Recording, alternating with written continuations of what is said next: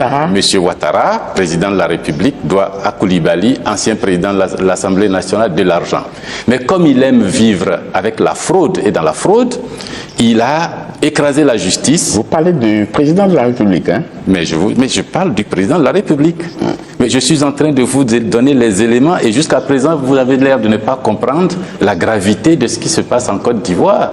Je vais en campagne, mais contre ce processus-là. Je vais en campagne contre cette élection qui n'est qu'une mascarade. Après mûre réflexion et en toute conscience, je vous annonce aujourd'hui que j'ai décidé d'être candidat à l'élection présidentielle du 25 octobre 2025.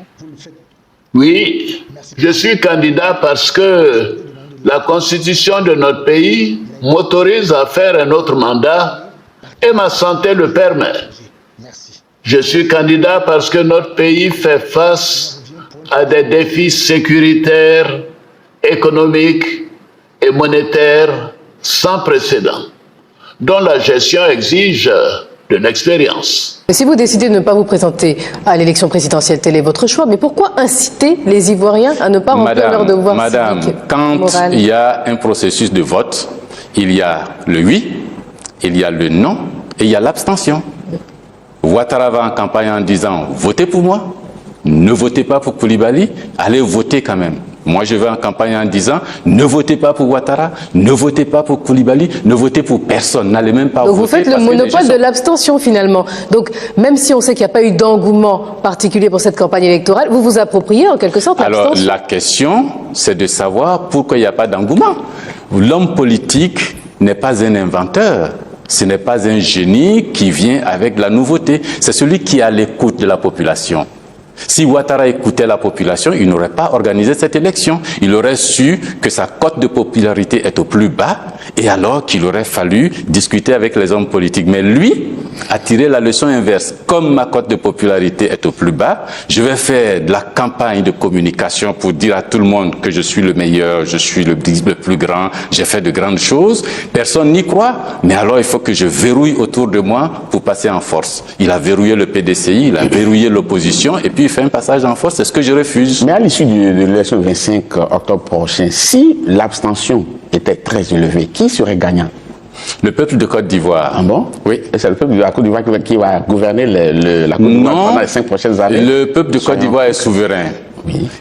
Tel que Ouattara est, même si 800 000 personnes vont aux urnes et qu'il gagne 80% de ces 800 000, il se dira quand même président, il va gouverner. Oui. Sauf qu'il sera un président pour moi. Il sera un président fabriqué par la fraude et non un président élu. Et jamais je ne le considérais comme tel. Mais est-ce que ça change fondamentalement quelque chose? Oui, un président qui n'a pas de légitimité, c'est tout à fait différent d'un président qui a de la légitimité.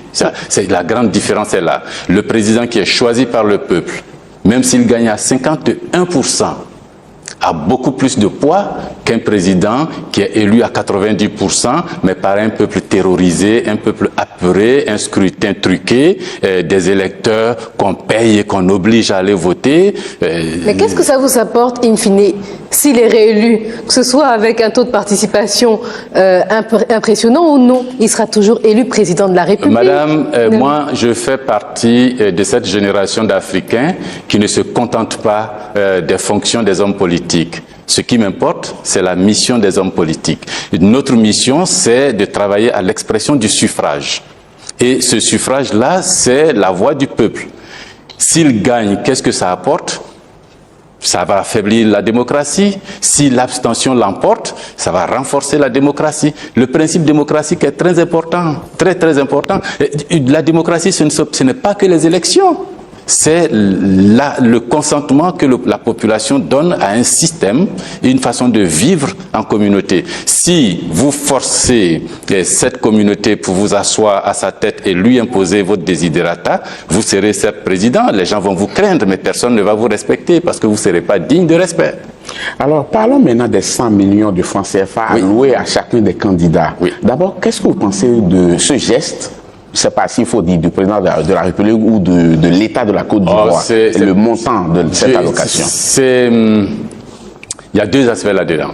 C'est un geste de détournement de deniers publics, parce que rien dans le dispositif légal en Côte d'Ivoire ne permet à un président de la République de sortir de l'argent et de donner à des citoyens, furent-ils des candidats à l'élection présidentielle. Rien.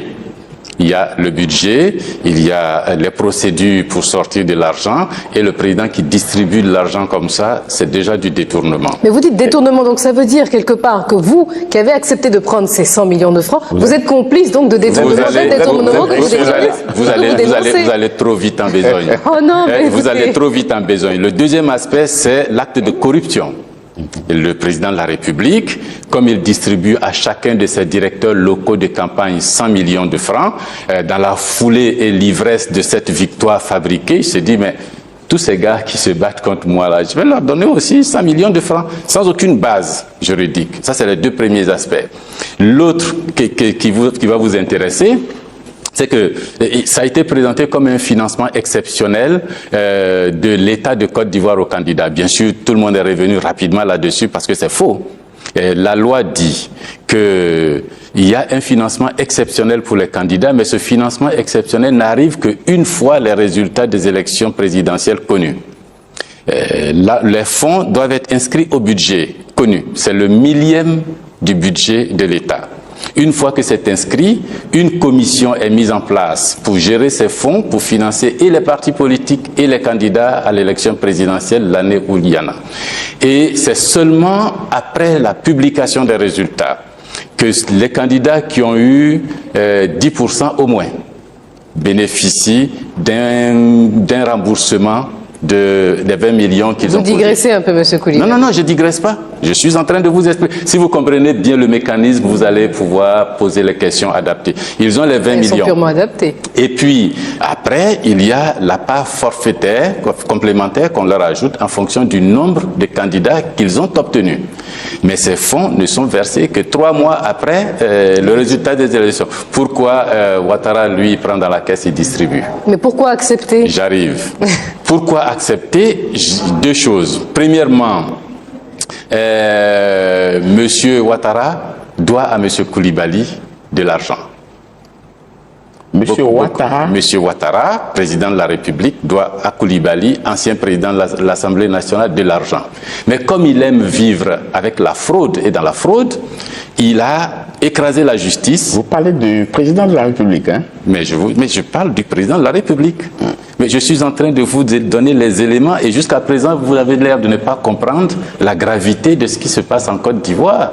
Je suis en train de vous dire que la Constitution est violée, que le code électoral est violé, que la loi qui organise les élections est violée et vous pensez que je plaisante? Mais ce que vous dites aussi, M. Koulibaly, est grave parce que vous êtes en train de dire que le président de la République vous doit de l'argent, que en tant que président, en tant que candidat, vous recevez un montant de ce président de la République-là, que vous estimez détourné, mais que vous le gardez quand même cet argent. Je garde comme avance pour ce qu'il me doit. Mais parce que ce qu'il me doit... La procédure aurait pu être autre, non? Non. Pour que vous entrez dans vos fonds. Non, vous savez, je vais vous expliquer.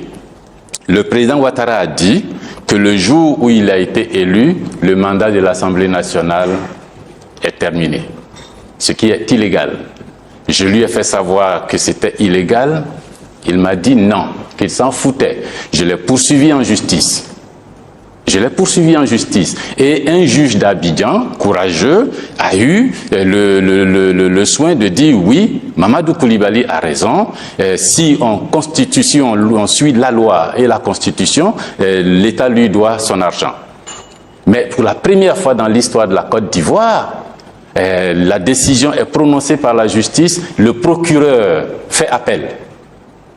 Ça ne vous choque pas? C'est la première fois. Le procureur fait appel. Et puis, on se retrouve à la cour d'appel et c'est seulement 2 semaines après que les avocats de l'État font appel. Lorsqu'à la cour d'appel, le juge a voulu fusionner les 2 affaires pour résoudre le cas Koulibaly, ce sont les avocats de l'État qui ont dit « Ah non, on ne veut pas se mélanger au procureur. Si vous combinez les 2 affaires, l'avocat de Koulibaly déclarera l'affaire irrécevable parce que la procédure du procureur est irrécevable.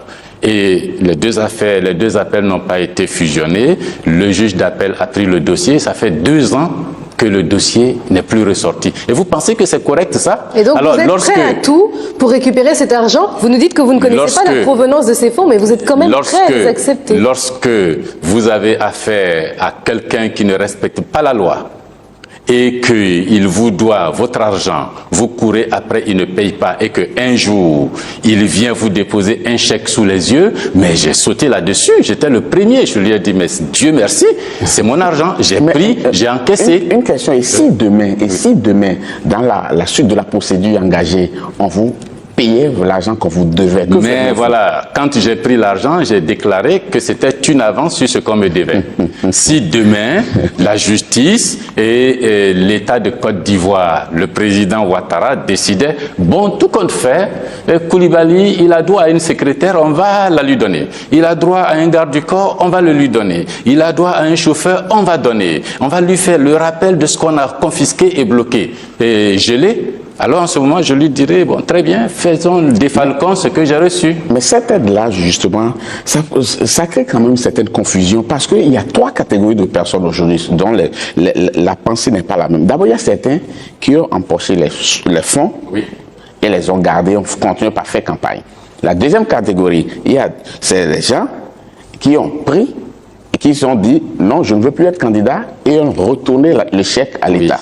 La troisième catégorie, c'est ceux qui ont dit, j'ai pris le fonds, je ne suis plus candidat, mais je les garde quand même. Je dois être le seul dans ce cas-là. Oui, c'est la troisième catégorie. J'ai pris, je ne suis plus candidat pour être président de la République, mais les fonds, vous savez, ils m'ont servi, hein. Quand je vous dis que je suis en campagne contre ce processus, vous pensez que je finance ma campagne comment? Les fonds ont été donnés pour la campagne et je les ai utilisés. Que vous voulez organiser ne sont pas organisés, donc finalement les fonds ne sont pas utilisés. Oh, les marches ne sont pas organisées, pourquoi? Mais vous reconnaissez donc qu'il n'y a pas d'organisation? Non, madame. Quand vous dites que les marches ne sont pas organisées, il faut vous demander la gravité de ce qu'il y a derrière. Les marches ont été interdites par un concurrent. C'est le président de la République qui a interdit à son concurrent, Mamadou Koulibaly, de ne pas marcher. J'ai gaspillé de l'argent. J'ai fait des affiches partout en ville pour appeler les populations au boycott, pour appeler les populations à l'abstention. M. Ouattara a sanctionné les journaux qui ont publié mes pages. Il a interdit que je puisse passer à la RTI pour aller dire aux populations de boycotter ces élections. Pourquoi? C'est ça qui est grave. Est-ce que c'est raisonnable de vouloir organiser une telle marche lorsqu'on connaît l'histoire récente de la Côte d'Ivoire et les quelques tensions qu'il peut y avoir? J'ai organisé une marche sur 8 km de l'hôtel communal de Cocody jusqu'à la commission électorale. En une journée, nous avons marché lentement, on a pris le temps, il n'y a pas eu une seule casse. Il n'y a pas eu une seule agression. Mais ce n'était pas à 2 jours de l'élection présidentielle. C'était dans la période, un mois avant. Pas 2 jours avant. Mais écoutez, attendez, vous avez vu au plateau ce soir-là, à la place de la République, là où M. Ouattara a interdit que j'aille, mais lui a monté l'échafaudage, il a monté une tribune, il a fait un meeting là. Pourquoi lui s'autorise à faire des meetings place de la République et qu'il interdit à Mamadou Koulibaly, son concurrent, de faire les mêmes meetings place de la République? Là est le problème. Le problème, c'est le dictat de Ouattara sur Koulibaly. C'est pas Koulibaly qui tente. Monsieur Koulibaly, qu'avez-vous fait du temps d'antenne qui vous était alloué? Ce temps d'antenne, j'ai été censuré. Nationale. Je n'ai pas eu droit à ce temps d'antenne. Parce que vous voyez... Est-ce que vous attendiez au contraire? Oui. Parce que j'ai l'air comme ça, mais j'ai cru naïvement que nous étions dans une république. C'est une décision du Conseil constitutionnel qui a établi une liste de candidats à la présidence de la République. Je suis encore sur la liste des candidats. Il n'y a que Essi Amara qui a écrit au Conseil constitutionnel pour dire « je sors ». La RTI, jusqu'à preuve du contraire, n'est pas le Conseil constitutionnel ni une quelconque autorité judiciaire. Ce n'est pas à elle de dire qui est candidat, qui ne l'est pas. La loi dit que les candidats ont des temps d'antenne. Mais vous avez entretenu un flou autour de cette question quand même. Il n'y a pas de flou. Dans le droit, il n'y a pas de flou. Si vous dites dans la presse que vous n'êtes plus candidat à l'élection présidentielle, mais que vous n'écrivez pas de courrier à la commission électorale, par exemple, indépendante, et que la RTI n'est pas informée, est-ce qu'il n'y a pas un Madame, la RTI est une agence d'exécution des décisions judiciaires. Il a été dit que Mamadou Koulibaly est candidat. J'ai déclaré que moi, je ne suis plus candidat pour être président de la République, je suis candidat pour appeler au boycott de ces élections. Mais c'est mon droit. La RTI n'a qu'à me donner mon temps d'antenne. L'argument qu'ils ont utilisé, ah oui, mais vous avez fait un tweet, vous avez dit sur telle autre chaîne que vous n'êtes pas. Je leur ai dit, mais alors, qu'est-ce que ça vous fait, vous? Je suis toujours candidat. Est-ce que vous avez une décision du Conseil constitutionnel pour dire que je ne suis plus candidat? Non. Alors, pourquoi je ne passe pas? Mais elle s'est érigée, ça a été une nouveauté aussi dans l'histoire de ces élections, que la RTI s'érige en Conseil constitutionnel. Lui, il n'est plus candidat, il ne passe pas. Ça s'appelle la censure. Vous avez décidé de faire campagne pour l'abstention. Essi Amara a décidé de se retirer purement et simplement. Oui. Charles Konan Banny, qui est aussi membre de la coalition nationale pour le changement, vient de jeter l'éponge aussi. Qu'est-ce qui se profile à l'horizon, selon vous, vu tous ces désistements-là? Que M. Ouattara n'est pas un démocrate du tout. Ces personnes-là, il ne faut pas vous contenter de leurs gestes, de dire ils sont sortis, ils ont jeté l'éponge, ils sont abandonnés. Il faut regarder les raisons profondes qui les amènent. Et les raisons profondes, c'est qu'on a dit à M. Ouattara, la commission électorale n'est pas juste, n'est pas indépendante, n'est pas compétente. Elle ne peut pas organiser ces élections. Il a dit que ça l'arrangeait, il allait continuer. On lui a dit la liste électorale n'est pas bonne. On lui a montré des milliers de doublons. On lui a montré des mineurs. Des gens qui n'ont pas l'âge de voter, qui sont sur la liste. Il y en a même sur la liste qui votent en 2015 ce dimanche et qui doivent être nés et qui sont nés en 2020, 2025, 2030. On lui a montré tout cela. Ils ont dit oui, vous avez raison, mais on ne change pas. On lui a dit que le bulletin unique tel que vous l'avez présenté est totalement illégal, ne respecte aucune règle des lois ici. Il a dit il continue. Bon, quand... Alors, maintenant que vous avez regardé, vous avez écouté, vous avez suivi, vous avez liké et vous avez partagé, merci de l'avoir fait, car nous comptons toujours sur vous. Nous sommes arrivés à la fin de la vidéo, mais nous comptons toujours sur vous. Donnez vos commentaires, dites ce que vous pensez. Si vous avez une critique à faire, faites-le. Nous recommandons ces commentaires, nous répondons à tous vos commentaires et nous acceptons toutes les critiques. Merci pour ceux qui ont partagé, qui continuent de partager, qui like, qui écoutent nos vidéos, qui écoutent nos publications, qui like, qui commentent et qui partagent. Comme nous vous le recommandons, nous le demandons. Merci beaucoup pour tout cela et nous espérons qu'avec vous, nous grandirons et nous irons loin car il n'y a que vous seuls qui pourrez nous aider. Merci.